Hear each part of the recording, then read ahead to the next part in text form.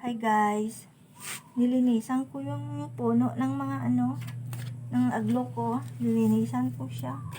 Mga damo-damo dito. Yan, nilinisan ko. Kuhanin ko na to kasi pangit naman tingnan. Isira yung dahon. Yan, linisan siya. Tapos ito, kuhanin ko yung mga nalalanta na mga dahon.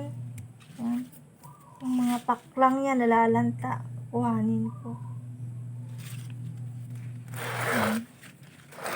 Sayang ito sinira ng mga insekto Kinain yung dahon niya. Yan, linis na siya. Malinis na siya. Kuhaan ko pa to ng mga nalalanta. Lalanta yung nila.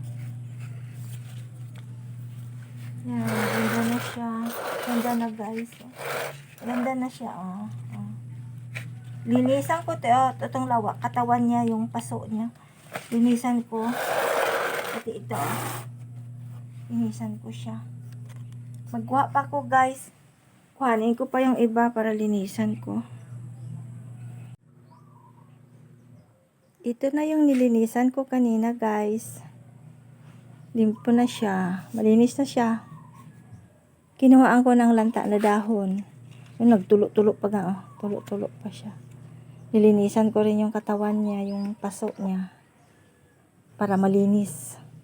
Maganda na siya tingnan. At saka ito yung mga kasamahan niya. Yung nilinisan ko ganina. Ayun.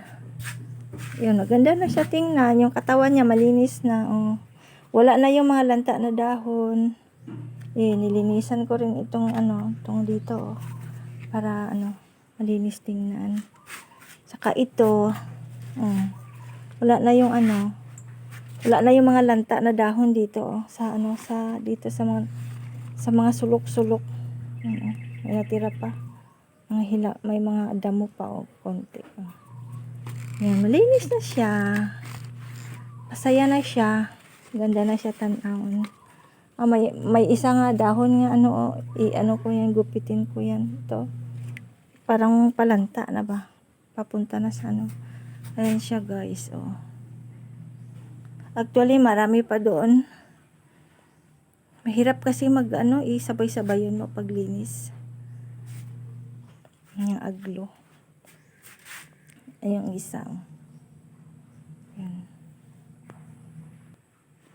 Ang mga aglo. Ordinary lang naman to.